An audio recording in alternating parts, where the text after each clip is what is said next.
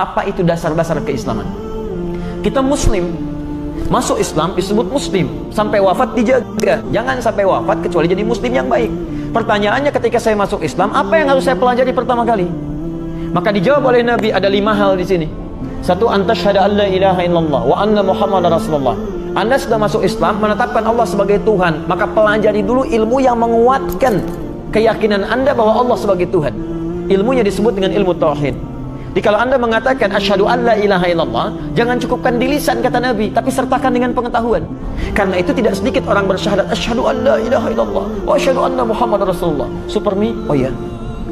Dikasih supermi pindah, kasih sarung pindah, kasih pakaian pindah, kasih uang pindah. Kenapa? Karena kalimat yang diucapkan di lisan tidak menghunjam ke dalam jiwa. Ilmunya tidak ada.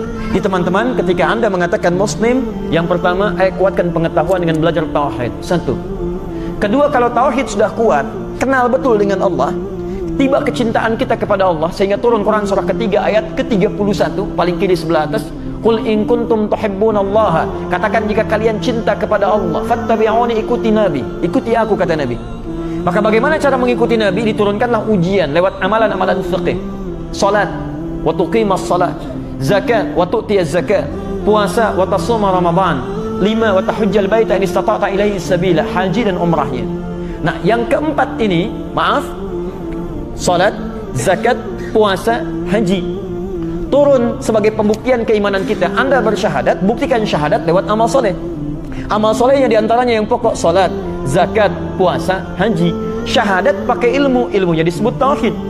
Maka salat pun pakai ilmu, maaf, zakat pakai ilmu, maaf, puasa pakai ilmu, maaf, haji pakai ilmu. Kalau Anda ingin menunaikan sholat lantas tidak ada ilmunya, bagaimana bisa menunaikan sholat dengan benar? Selevel sahabat Nabi bernama Khalad bin Rafi Az-Zuraiqi, disebutkan di hadis Muslim nomor hadis 397, itu pernah sholat di samping Nabi.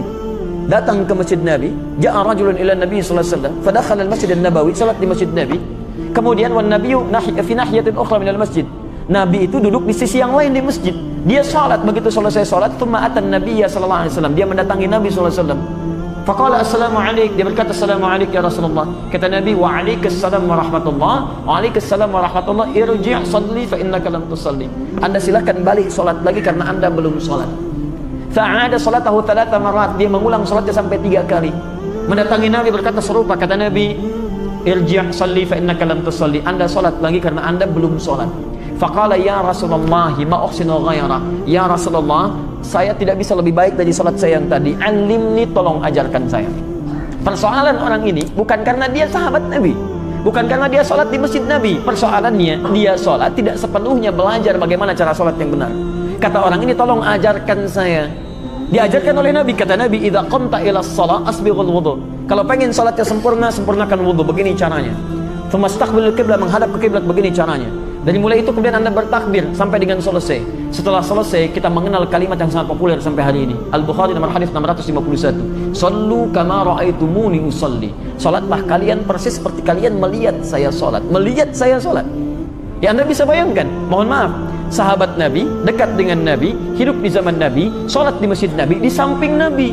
Salatnya tidak belajar dengan ilmu yang benar di awalnya. Disoal oleh Nabi, ulangi, kamu belum salat. Lantas siapa kita dibandingkan dengan sahabat yang baik tadi? Kita bukan sahabat, sholat bukan di masjid Nabi, hidup bukan di zaman Nabi, tidak di samping Nabi, dan kita sholat tanpa belajar. Itu luar biasa. Hebatnya orang tadi, sahabat Nabi, mau belajar. Sedangkan kita bukan sahabat Nabi. Ya, kenapa tidak ada yang mau belajar? Dunia antum saja, antum ikut training supaya paham, ikut seminar, ikut stadium general untuk menghasilkan kualitas yang bagus. Kenapa untuk akhirat antum tidak kerjakan?